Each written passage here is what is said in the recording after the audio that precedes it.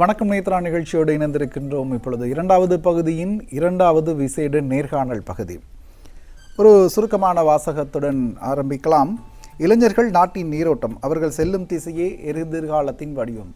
இளைஞர்கள் நாட்டின் நீரோட்டம், அவர்கள் செல்லும் திசையே எதிர்காலத்தின் வடிவம். இன்று சர்வதேச இளைஞர் தினமாக அனுஷ்டிக்கப்படுகிறது. உலகளாவிய ரீதியில் சர்வதேச இளைஞர் தினம் கொண்டாடப்படுகிறது. 1999 ஆண்டு ஆகஸ்ட் மாதம் 12ஆம் தேதி ஐக்கிய நாடுகள் சபை இதனை சர்வதேச தினமாக அங்கீகரித்தது. அது அன்று முதல் இன்று வரை தொடர்ச்சியாக பல்வேறு நாடுகளில் அனுஷ்டிக்கப்படுகிறது. இந்திய தினமும் தேசிய இளைஞர் தின கொண்டாட்டங்கள் இலங்கையிலும் நடைபெறுகிறது. ஜனாதிபதி தலைமையில் பிரதான நிகழ்வு இடம்பெறுகின்றது அறிவிக்கப்பட்டிருக்கின்றது. இவ்வாறான நிலையில் இந்த தேசிய இளைஞர் தினம் பல்வேறு காரணங்களினால் கொண்டாடப்படுகிறது. அதன் காரணம் என்னவென்று பார்க்கலாம். இளைஞர்களின் சக்தி, சிந்தனை, திறன் மற்றும் சமூக மாற்றத்திற்கு அவர்களால் ஏற்படும் பங்களிப்பை போற்றும் ஒரு நாளாக தான் இன்றைய சர்வதேச தினம் அனுஷ்டிக்கப்படுகிறது. இன்றைய தினத்தில் இளைஞர்களின் பல்வேறு வகிப்பாகங்கள், பங்குகள், பொறுப்புகள், பிரச்சனைகள் குறித்து பேசும் ஒரு நாளாக இருக்கின்றது. அந்த வகையில் இன்றைய தினம் இந்த தலைப்புடன் தொடர்புபட்ட பொருத்தமான ஒருவரை நாங்கள் கலையகம் அழைத்து வந்திருக்கின்றோம். முகமது சாஜித் ஜமான் வந்திருக்கின்றார். முன்னாள் இளைஞர் பாராளுமன்ற உறுப்பினர், இளைஞர் செயல்பாட்டாளர். இன்றைய தினம் வணக்கம் நேத்ரா நிகழ்ச்சியில் நேரடியாக இம்முடன் கலையகத்தில் இருக்கின்றார். வணக்கம். வணக்கம். இன்று சர்வதேச இளைஞர் தினமாக இருக்கின்றது. இளைஞர் தொடர்பில் பல்வேறு விடயங்களை பேசிவிட்டோம். நீங்கள் இளைஞர் பாராளுமன்ற முன்னாள் உறுப்பினராக இருந்திருக்கின்றீர்கள், இளைஞர் செயல்பாட்டாளராக இருந்திருக்கின்றீர்கள். இளைஞர் சமூகத்தில் உங்களுடைய வகிப்பாகம் என்ன, உங்களுடைய செயல்பாடு என்ன, அதிலிருந்து ஆரம்பிக்கலாம். நிச்சயமாக இன்றைய வணக்கம் நேத்ராவில் சர்வதேச இளைஞர் தினத்தை முன்னிட்டு நான் எனக்கு வாய்ப்பளித்த நேத்ரா டிவி மற்றும் உங்களுக்கும் நான் நன்றியை தெரிவித்துக் கொள்கின்றேன். இன்றைய நாள் உண்மையிலே ஒரு முக்கியமான நாளாக காணப்படுகின்றது. குறிப்பாக உலகளாவிய ரீதியில் இருக்கின்ற அனைத்து இளைஞர்களும் சந்தோஷப்படக்கூடிய ஒரு நாளாகவும், அதே போன்று அவர்களுடைய எதிர்பார்ப்பு அடையக்கூடிய ஒரு தினமாக இன்றைய நாள் காணப்படுகின்றது. இந்த இளைஞர் தினம் உண்மையாக சர்வதேச ரீதியில் நீங்கள் முன்னரே குறிப்பிட்டது போன்று ஐக்கிய நாடுகள் சபையினால் கொண்டு வரப்பட்ட ஒரு தீர்மானத்துக்கு அடிப்படையிலாக இந்த சர்வதேச இளைஞர் தினம் கொண்டாடப்படுகின்றது.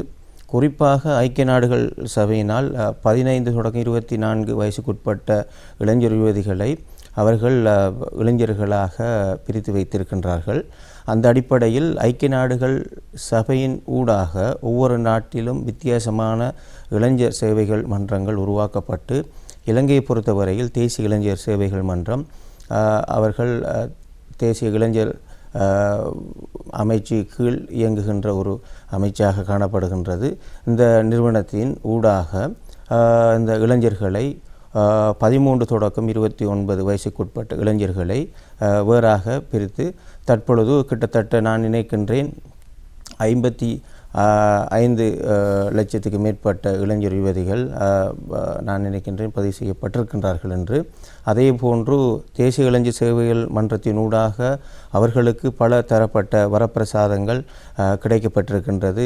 குறிப்பாக இளைஞர் யுவதிகளை நாங்கள் பார்த்தோம் என்று சொன்னால், கிராம மட்டத்தில் இருக்கின்ற இளைஞர் யுவதிகளுடைய பிரச்சனைகளை அவர்கள் இனங்கண்டு கிராமத்தில் இருக்கின்ற இளைஞர்கள் ஊடாக அவர்களுடைய திறன், அதே போன்று அவர்களுடைய ஏனைய விடயங்களை உலகுக்கு கொண்டு வருவதற்காக பல தரப்பட்ட வாய்ப்புகளை வழங்கி கொண்டிருக்கின்றார்கள். அந்த அடிப்படையில் நானும் ஒரு இளைஞர் பாராளுமன்ற உறுப்பினராக தேசிய இளைஞர் சேவைகள் மன்றத்தின் இருந்து பலதரப்பட்ட வேலை திட்டங்களை நான் செய்திருக்கின்றேன். அந்த அடிப்படையில் இந்த நாள் உண்மையான ஒரு சர்வதேச ரீதியில் இருக்கின்ற எல்லா இளைஞர்களையும் ஒன்று கூடி இருக்கின்ற ஒரு நாளாக காணப்படுகின்றது.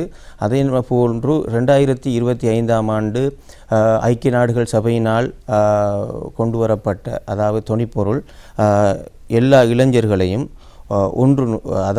ஒன்று கூட்டி மொத்தமாக ஒரு உலகை கட்டியெழுப்பதுமாக, அதே மாதிரி நிலைபெற அபிவிருத்தி ஊடாக உள்ளூர் இளைஞர்களை வலுப்படுத்துகிறது.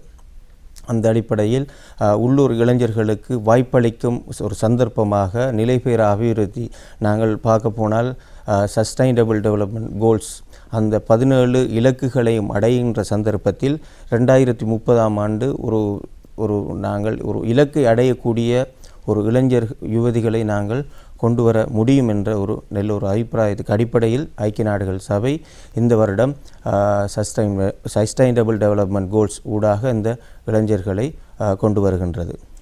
உண்மையில் இன்றைய 2025ஆம் ஆண்டுக்கான துணைப்பொருளை நீங்கள் விளக்கப்படுத்தி இருந்தீர்கள்.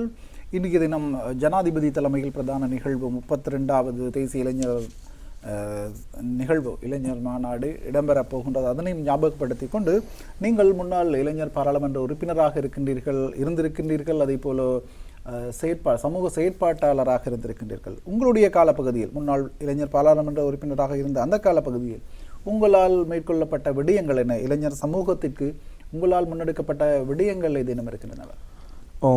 2017ஆம் ஆண்டு நான் ஒரு இளைஞர் பாராளுமன்ற உறுப்பினராக வருவதற்கு முதலாக என்னுடைய 16 வயதிலிருந்து இளைஞர் கழகம் ஆரம்பித்து பின்னர் மாவட்ட மட்டம் அதே மாதிரி தேசிய மட்டம் என்று பலதரப்பட்ட தேசிய இளைஞர் சேவைகள் மன்றத்தின் ஊடாக கிடைக்கின்ற வரப்பிரசாதங்களை பெற்றுக்கொண்டு என்னுடைய கிராமத்தில் இருக்கின்ற எங்களுடைய நகர இடத்தில் இருக்கின்ற இளைஞர் யுவதிகளுக்கு எனக்கு கிடைக்கின்ற அனுபவங்களை நான் பலதரப்பட்ட விடயங்களை பகிர்ந்திருக்கின்றேன். குறிப்பாக கடந்த 2017இல் நான் ஒரு இளைஞர் பாராளுமன்ற உறுப்பினராக செல்லும் போதும் அங்கு எங்களுக்கு கிடைக்கின்ற வரப்பிரசாதங்கள் ஏனைய தேசிய பாராளுமன்ற மாறி எங்களுடைய இளைஞர் பாராளுமன்றம் இருக்கவில்லை. காரணமாக ஒரு நிரல் பாராளுமன்ற உறுப்பினராக நாங்கள் ஒரு அனுபவ ரீதியில் ஒரு பாராளுமன்றத்துக்கு சென்றால் நாங்கள் என்னென்ன விடயங்களை செய்ய வேண்டும் என்ற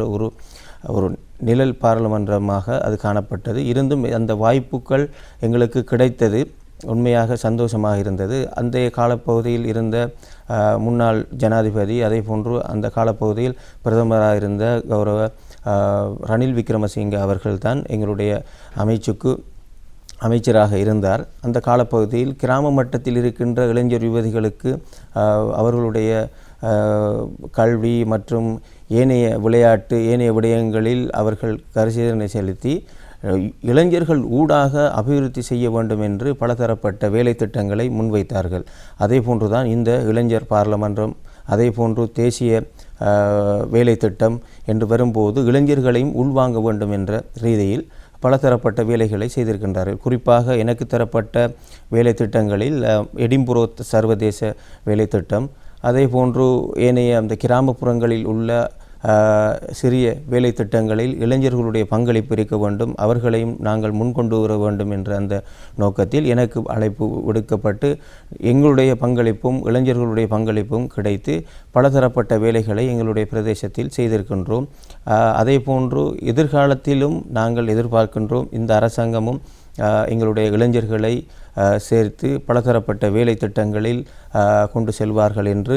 அதே போன்று நாங்கள் இளைஞர்களாகிய நாங்களும் கூட இங்கிருக்கின்ற அரசியல் வேறுபாட்டுக்கு அப்பால் நாங்கள் இந்த நாட்டை கட்டியெழுப்பதற்காக எல்லோருடன் சேர்ந்து நாங்கள் பயணித்தால் இளைஞர்களுக்கு இருக்கின்ற பிரச்சனைகளை நாங்கள் இலகுவாக முடித்து கொள்ளலாம் என்று நான் நினைக்கின்றேன். ஆமாம், நீங்கள் இளைஞர்களுடைய பிரச்சனைகள் குறித்து நாங்கள் பேசியிருந்தோம். காலையிலும் ஒரு விடயத்தை ஞாபகப்படுத்துகிறோம். ஒரு சூழ்நிலை, ஒரு சூழல், எந்த சூழலில் வாழ்கிறார்களோ அந்த சூழலுக்கு ஏற்றவாறு அவர்களுடைய பிரச்சனையும் இருக்கும். இலங்கையில் வாழும் இளைஞர்கள் என்னென்ன வகையான பிரச்சனைகளை எதிர்கொள்கின்றார்கள்? நீங்கள் அந்த அமைப்பில் இருந்திருக்கின்றீர்கள், செயல்பாட்டும் வந்து கொண்டிருக்கின்றீர்கள். இலங்கை இளைஞர்கள் எதிர்நோக்கும் பிரச்சனைகள் என்ன? அதற்கான சாத்தியமான தீர்வுகள் என்னென்ன?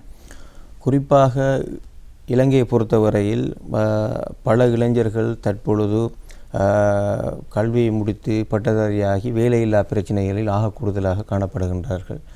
வேலையில்லா பிரச்சனை என்பது இலங்கையில் மட்டுமல்ல, பல நாட்டிலும் இந்த பிரச்சனைகள் இருந்து கொண்டு இருக்கின்றது. அதற்கான ஒரு தீர்வை இலங்கை அரசாங்கம் அதே போன்று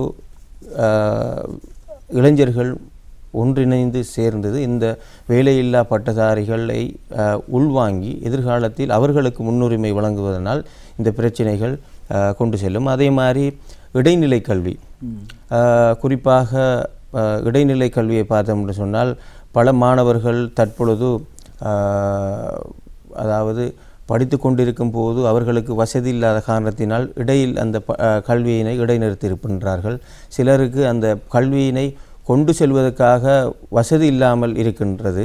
சிலருக்கு அந்த கல்வியினை முன் சென்று கொள்ளும் போது இடைநடுவே ஏதாவது பிரச்சனைகள் வரும். அந்த சந்தர்ப்பத்தில் இந்த கல்வியை தொடர்வதற்காக நாங்கள் இளைஞர்களாகிய நாங்கள் அவர்களுக்கு முன் கொண்டு அந்தந்த பிரச்சனைகள் அந்தந்த தொழில்துறையில் இருக்கின்றவர்களுடன் அணுகி இந்த பிரச்சனைகளை முன்கொண்டு சொல்லலாம். இப்போ இலங்கையை பொறுத்தவரையில் பல தரப்பட்ட தொழில் வாய்ப்புகள் அதே மாதிரி தொழில்நுட்ப கல்விகள் இருக்கின்றது. உதாரணமாக VTA, அதே மாதிரி டெக்னிக்கல் காலேஜ், அதே இன்னொரு தொழில்நுட்ப துறைகள் இருக்கின்றது.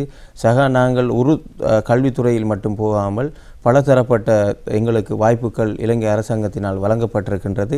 எல்லா தொழிற்கல்வியிலையும் நாங்கள் சேர்ந்து இவ்வாறான வேலையில்லா பட்டதாரி என்பதனை நாங்கள் நிறுத்திவிட்டு எங்களுக்கு என்னென்ன தொழில் வாய்ப்பு தெரியுமோ அந்தந்த துறையில் நாங்கள் சென்றோம் என்று சொன்னால் இந்த தொழில் வாய்ப்பு இல்லை என்ற அந்த கேள்விக்குறி இல்லாமல் சென்றுவிடும். உண்மையில் இந்த தொழில் இல்லா பிரச்சனை ஒரு பிரச்சனையாக இருக்கின்றது காலாகாலமாக. அதற்கான தீர்வு தாங்கள் படித்தவர்கள் அரசாங்கத் துறையில் தான் வேலை செய்ய வேண்டும் ஒரு மனப்பாங்கு இருக்கின்றது. அதனால் அவர்கள் அரசாங்கத்தின் வேலை வாய்ப்பை எதிர்பார்த்திருப்பதனால் பல சிக்கல்களுக்கு எதிர்கொள்கிறார்கள். அவருடைய தொழில் திறன் அல்லது அவருடைய திறனுக்கு ஏற்ற வகையில் ஏதேனும் ஒரு தொழில்துறை அவர்களாக தேர்ந்தெடுத்து கொண்டால் அந்த பிரச்சனை இல்லாமல் போய்விடும்.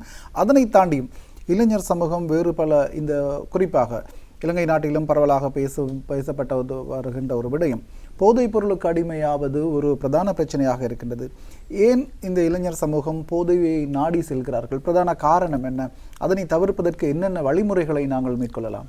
குறிப்பாக போதைப்பொருள் பாவனையில் தற்பொழுது எங்களுடைய இளைஞர் யுவதிகள் அடிமையாக இருப்பது உண்மையாக மனவேதனையான ஒரு விடயமாக காணப்படுகின்றது.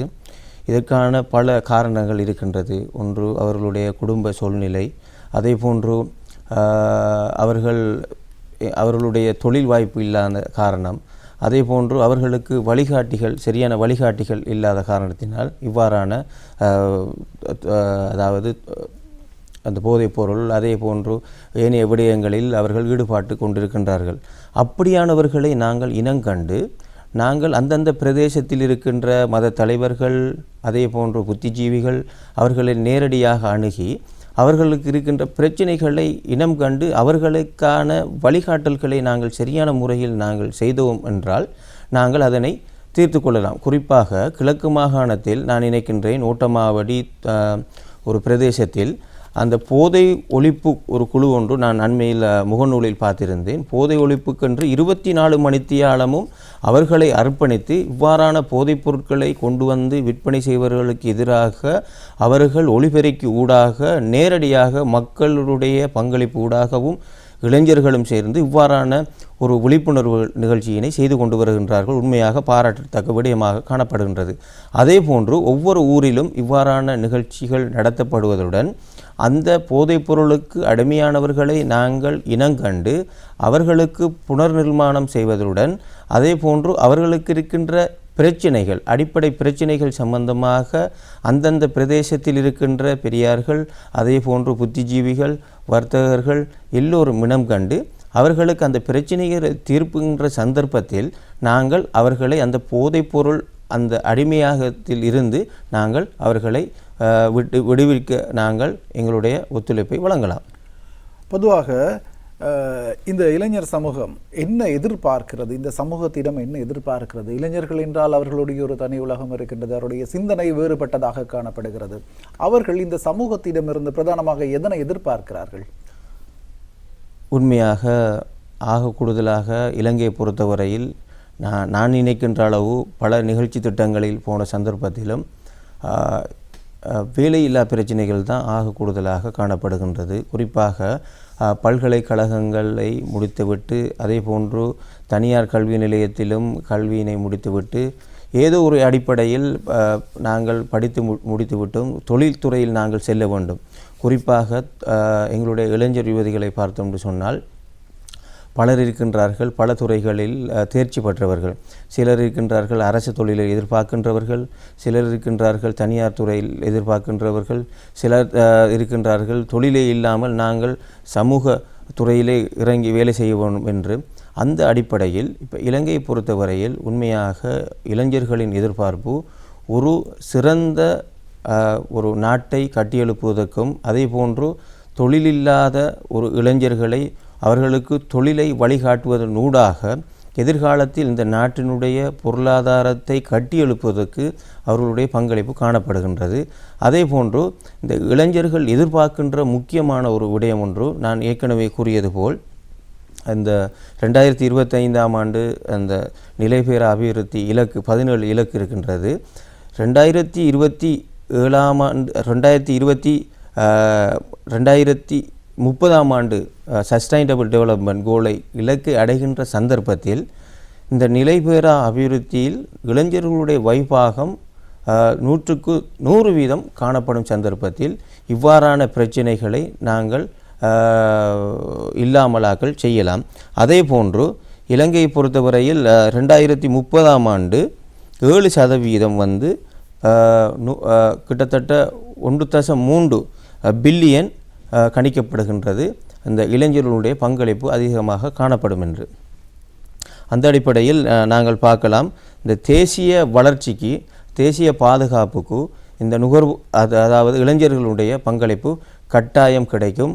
அதே போன்று நிலைபெற அபிவிருத்தி ஊடாக இளைஞர்களை கொண்டு செல்வமானால் சிறந்த ஒரு இளைஞர் சமுதாயத்தை இலங்கையில் மட்டுமல்ல உலகளாவிய ரீதியில் நாங்கள் உருவாக்கலாம். உண்மையில் அந்த தேசிய இளைஞர் சேவை மன்றம் என்ற ஒரு விடயத்தை நாங்கள் முதலில் கதைத்திருந்தோம். இந்த தேசிய இளைஞர் சேவை மன்றத்தினூடாக இளைஞர்களுக்கு கிடைக்கும் நன்மைகள் என்ன? அதில் ஒரு இளைஞர் சேர்ந்து கொள்வதன் மூலம் அல்லது அதில் தன்னை ஈடுபடுத்திக் கொள்வதன் மூலம் தனிப்பட்ட ரீதியில் உடலியல் சார்ந்த பல விடயங்களை பெற்றுக்கொள்ளலாம். என்னென்ன விடயங்களை பெற்றுக்கொள்ளலாம்? அதே போல் ஆக்கத்திறன் சார்ந்த பல விடயங்களை வெளிக்கொணர்வதற்கும் ஒரு களமாக இருக்கின்றது. எவ்வாறான வகைகளில் அவர்களுக்கு அந்த வாய்ப்புகள் சந்தர்ப்பம் கிடைக்கின்றன? உண்மையாக தேசிய இளைஞர் சேவைகள் மன்றம் இளைஞர்களுக்கு கிடைத்திருக்கின்ற ஒரு வரப்பிரசாதம் என்று தான் கூற வேண்டும். குறிப்பாக இலங்கையை பொறுத்தவரையில் இளைஞர் விவகார அமைச்சுக்கு கீழ் இயங்குகின்ற ஒரு பாரிய அரசு நிறுவனம் தான் தேசிய இளைஞர் சேவைகள் மன்றம். இந்த தேசிய இளைஞர் சேவைகள் மன்றம் கிராம மட்டத்தில் இருக்கின்ற இளைஞர் யுவதிகளை அவர்களுடைய ஆற்றல் அனுபவம் அதே போன்று அவர்களிடம் இருக்கின்ற திறமைகளை வெளி உலகுக்கு கொண்டு செல்வதற்காக கிராம மட்டத்திலிருந்து இவ்வாறான இளைஞர் கழகங்களை உருவாக்கி அவர்களூடாக அந்த திறன்களை வெளிக்காட்டுகின்றது. உதாரணமாக ஒரு பிரதேசத்தில் இருக்கின்ற இளைஞர் யுவதிகளுடைய திறன்களை வெளிக்காட்டுவதற்காக கிராம மட்டத்தில் கழகங்களை பதிவு செய்கின்றது. கிராம மட்டத்தில் பதிவு செய்து பின்னர் அவர்கள் அதனை மாவட்ட ரீதியில் கொண்டு சென்று அதே போன்று தேசிய ரீதியில் கொண்டு செல்கின்றார்கள். தேசிய ரீதியில் கொண்டு செல்கின்ற சந்தர்ப்பத்தில் அந்தந்த கிராம மட்டத்தில் இருக்கின்ற இளைஞர் யுவதிகளுடைய பிரச்சனைகள் வாய்ப்புகள் என்னவென்று கேட்டறிந்து தேசிய இளைஞர் சேவைகள் மன்றத்தினூடாக கிடைக்கின்ற வரப்பிரசாதங்களை கொடுக்கின்றது. உதாரணமாக தேசிய இளைஞர் சேவை மன்றத்தை பொறுத்தவரையில் பல வரப்பிரசாதங்கள் கிடைக்கின்றது. குறிப்பாக இளைஞர் பாராளுமன்றம், அதே போன்று ஊடகத்துறை, கல்வித்துறை, அதே போன்று சர்வதேச பிரிவு என்று பலதரப்பட்ட வேலை திட்டங்கள் செய்து கொண்டு இருக்கின்றார்கள். அந்த அடிப்படையில் இந்த தேசிய இளைஞர் சேவைகள் மன்றம் ஊடாக நாங்கள் நினைப்பது என்னவென்றால் வெறுமனே ஒரு இளைஞர், அதாவது தேசிய இளைஞர் சேவைகள் மன்றம் என்பது ஒரு வெறுமனே ஒரு நிறுவனமாக இயங்கிக் கொண்டிருக்கின்றது என்று. அப்படியல்ல, உண்மையாக இந்த நிறுவனம் இளைஞர்களுக்காகவே உருவாக்கப்பட்ட ஒரு நிறுவனமாக காணப்படுகின்றது. அந்த அடிப்படையில் பலதரப்பட்ட நிகழ்ச்சி திட்டங்கள் இந்த அரசாங்கத்தினூடாக செய்ய இருக்கின்றது. தற்போது இருக்கின்ற தேசிய இளைஞர் சேவை மன்றத்தினுடைய தலைவர் பணிப்பாளர் நாயகமும் ஒரு இளைஞர் பாராளுமன்ற உறுப்பினராக காணப்படுகின்றார். என்னுடைய காலப்பகுதியில் அவர் சக பாராளுமன்ற உறுப்பினராக காணப்படுகின்றார். அதே போன்று தேசிய வேலை திட்டத்தினூடாக எடின்புரோ வேலை திட்டம் இருக்கின்றது. அந்த எடின்புரோ வேலை திட்டத்தினூடாக கிட்டத்தட்ட 192 நாடுகளுக்கு அந்த எடின்புரோ வேலை திட்டங்கள் செயற்திட்டமாக காணப்படுகின்றது. இலங்கையை பொறுத்தவரையில் அதனுடைய பிராந்திய காரியாலயமாக ஆஸ்திரேலியா நாடு காணப்படுகின்றது. அந்த நாட்டில் பிராந்திய காரியாலயம் இணைக்கப்பட்டு அதாவது சர்வதேச ரீதியில் இந்த எடின்புரோ வேலை திட்டம் செய்து கொண்டு வருகின்றது. அதுவும் தேசிய இளைஞர் சேவைகள் மன்றத்தின் ஊடாகத்தான் காணப்படுகின்றது. அதற்கு தற்பொழுது நான் நினைக்கின்றேன் தேசிய பணிப்பாளராக திரு ரமணன் செல்வநாதன் நியமிக்கப்பட்டிருக்கின்றார்கள். அவர் ஊடாக நாங்கள் பல வரப்பிரசாதங்களை எங்களுடைய பிரதேசத்தில் இருக்கின்ற இளைஞர் யுவதிகளுக்கு இந்த எடிம்புரோ வேலை திட்டத்தின் ஊடாக நாங்கள் செய்த இருக்கின்றோம். அதே போன்று இந்த வேலை திட்டத்தின் ஊடாக இன்னும் ஒரு விடயம் இருக்கின்றது. உண்மையாக இளைஞர்களை பொறுத்தவரையில் கடந்த கால அரசியல் அமைப்பை பார்த்தோம் என்று சொன்னால், ஈடுபாடுகளை பார்த்தோம் என்று சொன்னால், இளைஞர்களுக்கு வழங்கப்படுகின்ற அரசியல் அதாவது வகிபாகம் குறைவாக காணப்படுகின்றது.